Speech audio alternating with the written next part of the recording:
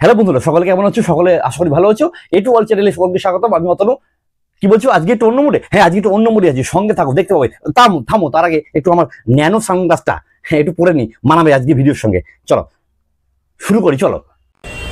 আপনারা কেউ পরোটা খান না, শুধু আসেন, ক্যামেরা করেন, চলে যান। বলেছিলাম পরোটা খাবো তো, বলেছিলেন আগে খাবো তো আগে খান, তারপর তো কিছুদিন যাবত, বেশ কিছুদিন যাবত, কয়েক মাস যাবত ভাইরাল হয়েছে আমাদের রাজুদার পরোটা।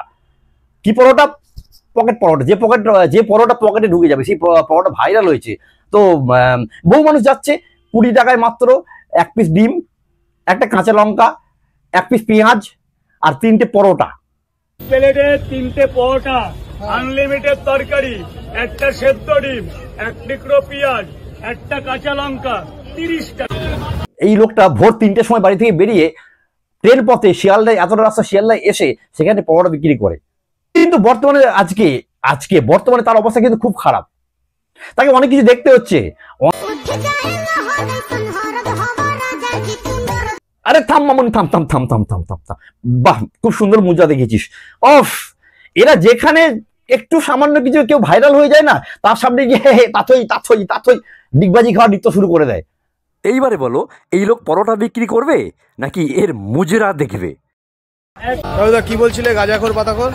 বলছি অসভ্যদের এখানে জায়গা দিতে নেই দাদা। কিছু শ্রেণীর লোক আছে আমাকে খুব প্রচন্ড ডিস্টার্ব ফিল করে। আচ্ছা। যেমন এখানে একজন আছে, এই যে আচ্ছা, বলছে বাবা খাবো, তা তোকে পয়সা দেবো। দেখো আমি ঘুমা থেকে রাত 3:30 ট্রেন ধরে আসি, প্রচন্ড কষ্ট করে ঘরের মা বোন নিয়ে করে।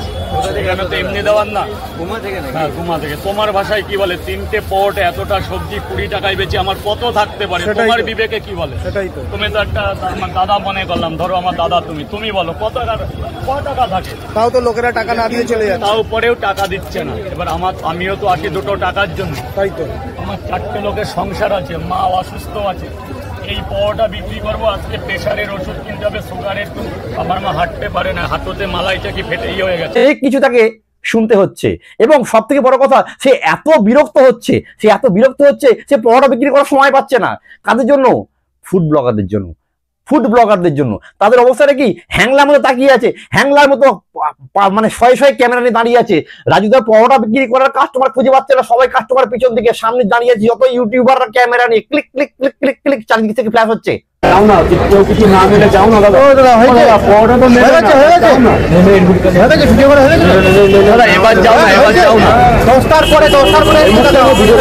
আরো ভয়ঙ্কর অভিযোগ শোনো। রাজুদা কি বলছে? রাজুদা বলছে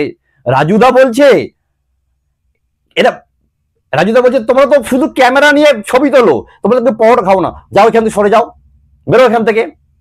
দেখো কেমন তারা দিচ্ছে, দেখো কিভাবে তারা মারছে, দেখো। তারপরে এদের লজ্জা নেই, নীল লজ্জার মতো হ্যাংলার মতো পড়ে রয়েছে। কি হবে করেও দাদা? আরে যাও না, আমাকে আমার মতো বেচতে যাও না দাদা। তোমরা তো খাবে না, যাও না, এটা ঘোরাও না। প্রবলেম হচ্ছে। হ্যাঁ, আমার বারণ আছে।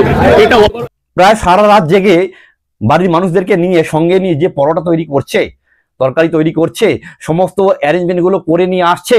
তারপর এসে এত রাস্তা ভোরে ট্রেন ধরে এত রাস্তা পার হয়ে শিয়ালদা এসে পরোটা বিক্রি করছে। তারপর যদি এই ধরনের অত্যাচারগুলো তার সামনে হয়ে থাকে, সে কি করবে? তার ব্যবসা লাটে উঠছে। অলরেডি একটা জায়গায় এর আগে ছিল, সেখান থেকে কিন্তু তাকে উঠিয়ে দেওয়া হয়েছে। কি জন্য? না, ভিড়ের জন্য। কাদের ভিড়? কি বলছে রাজুদা? কাস্টমারের থেকে ফুড ব্লগারদের ভিড় বেশি ওখানে। মানে এরা এতটাই, কিছু আমি সবাইকে বলবো না, কিছু ফুড ব্লগার এরাই কিন্তু পয়সা দিচ্ছে না। এই যে বলছে এরা পয়সা, দেখো রাজুদা বলছে পয়সা না দিয়ে চলে যাচ্ছে। কারা না দিয়ে চলে যাচ্ছে? যারা এই কিছু ফুড ব্লগার আছে, সবার কথা বলবো না, কিছু ফুড ব্লগার আছে, তারা ভাবছে আমি তো রাজুদাকে সেলিব্রেট করে দিয়েছি, আমি তো রাজুদাকে ভাইরাল করে দিয়েছি, আমার চ্যানেলের মাধ্যমে রাজুদা ভাইরাল হয়ে গেছে, রাজুদাকে পয়সা দেবো কেন? রাজুদাকে আমি পয়সা কেন দেবো? এটা ফ্রি, আমার ফ্রি এর হক এটা। তারাই পালাচ্ছে পয়সা না দিয়ে, বুঝতে পারছো তো? এরা যেখানে যায়, কিছু ফুড ব্লগার আছে, এরা যেখানে যায় সেখানে এরকম খেয়ে দে, ছবি তুলে দিয়ে, ভিডিও করে দিয়ে পালিয়ে আসে, পয়সা পর্যন্ত ওরা দেয় না। তো এদের কথাই ওরা বলছে, রাজুদা কিন্তু বলছে। হ্যাঁ, এবার অনেকেও আছে যারা ভিড়ের সুযোগ নিয়ে পয়সা না দিয়ে পালাচ্ছে। একটা গরিব মানুষ ভাই, একটা গরিব মানুষ, দোকান নেই, যার কোনো দোকান নেই বড়, ফুটপাতে সে পরোটা বিক্রি করে। তো লজ্জা করে না তার মেরে দিয়ে পালাতে? তো লজ্জা করে না? তোরা এতটা নির্লজ্জ, এতটা বেহায়া? হ্যাঁ, ছি ছি ছি ছি ছি। স্টেশনে গেলেও কথা বলবে না? কার সাথে? স্টেশনে পোর্টালাদের সাথে বলো না, ওখানে তো ফ্রি অ্যালাউ করে দিয়েছে। আমি এখন তোমার সাথে যে স্টেশন যাবো, না না, তুমি বাড়ি যাওয়ার পথে। ওই সময় প্রশাসনিক প্রবলেম হয়, তুমি সামলাবে। ধরো আমার কোনো প্রবলেম হলো, ডেস্কিটা কেড়ে রেখে দিল ভিডিওতে নাতে, ওটা অফ করো না, ওটা অফে কথা বলো না। আচ্ছা আচ্ছা, ঠিক আছে, তাহলে কি হবে না, তাই তো? ঠিক আছে ঠিক আছে। আপনারা এবার থেকে আমি আবার রিকোয়েস্ট করছি, আপনারা ফুড ব্লগিং আমার কাছে আসা বন্ধ করুন। আমাকে আমার করে খাওয়ার জায়গা তৈরি করে দিন। আমি খুব গরিব ঘরের ছেলে, এই বিক্রি করে এই যে পরোটাগুলো আমার এই যে বেঁচে আছে, কে কিনবে? আপনারা এই ক্যামেরাটা পায়েল দিয়ে ঘোরাও, এখানে 50 জন ফুড ব্লগার, এটাকে এইভাবে অপমান করার পরেও তারপরেও মানুষ যাচ্ছে। মানুষ মানে ফুড ব্লগার গুলো, পিছন টাকা ফুড ব্লগার, যেগুলো পিছন টাকা ফুড ব্লগার, তারা কিন্তু আবার যাচ্ছে গিয়ে ক্লিক ক্লিক, রাজুদা রাজুদা, এই রাজুদা, রাজুদা। আরে আরেকটা ব্যাপার হচ্ছে, এরা দেখবে এর কথা ওকে বলে, ওর কথা তাকে বলে। এরা হচ্ছে, এদের নাম হচ্ছে ফুড ব্লগার। আমি বলছি সবার কথা আমি বলছি না, কিছু কিছু ফুড ব্লগার আছে তাদের কথা বলছি। এর কথা নিয়ে ওকে লাগাবে, ওর কথা নিয়ে একে লাগাবে, মানুষের মধ্যে ঝগড়া লাগিয়ে দেয়, অশান্তি লাগিয়ে দেয়। রাজুদার ব্যবসা কিন্তু ইন্দা ভোগা মায়ের ভোগে, শুধু এই মাত্র কিছু ফুড ব্লগারদের জন্য, কিছু হ্যাংলা ফুড ব্লগারদের জন্য, নির্লজ্জ ফুড ব্লগারদের জন্য। এদের লজ্জাও নেই, এদের এতটুকু লজ্জা নেই। দেখো এত কথা বলছে, কয়েকদিন ধরে দেখছি রাজুদা এত কথা বলছে, এত অপমান করছে, মনে শুধুমাত্র ধাক্কা দিতে বাকি রেখেছে। তারপরে এরা নির্লজ্জের মতো আসছে, নির্লজ্জের মতো হ্যাঁ হ্যাঁ হ্যাঁ হ্যাঁ করছে। সেখানে তোরা ফুড ব্লগ কর, তোদের বারণ কেউ করছে না, তোদের ভিউ কামাতে হবে, ইনকাম করতে হবে, সব ঠিক আছে, কিন্তু মানুষটাকে ব্যবসা করতে দে ইয়ার, ওরা কাজটা তো করতে দে। শুনতে পেলি তো কি বলছে? ওরে একটা ইনকামে 4টে পেট চলে, মা অসুস্থ, তাকে ব্যবসা করতে না দিয়ে, বিক্রি করতে না দিয়ে, পড়া বিক্রি করতে না দিয়ে তোরা এইভাবে ডিস্টার্ব করবি? মানে তোদের কি হায়া বলে কিছু নেই, লজ্জা বলে কিছু নেই? মানে ফুড ব্লগিং নামে পেঁয়াজি হচ্ছে, এছাড়া আর কি বলবো? ভালো কথা এছাড়া আর কি বলবো? মানুষকে হেল্প কর, সে একটা গরিব মানুষ, তাকে হেল্প কর তোরা।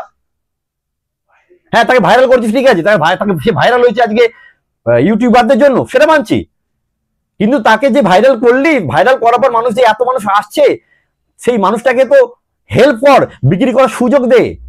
তাহলে সারাক্ষণ মানে গামলার মধ্যে ক্যামেরা পড়ে যাবে, মাইক্রোফোন পড়ে যাচ্ছে, এই মাইক্রোফোন তরকারি থেকে তুলে ফেলে সরিয়ে দিয়ে, আবার একটা হাইজিনের ব্যাপার তো আছে। এরকম অবস্থা হুমড়ি খেয়ে পড়ছে। আরে গ্রীষ্মকালে হলে তোমার ইউটিউবারদের ঘাম গিয়ে তরকারিতে পড়ে যাবে, এমন একটা অবস্থা।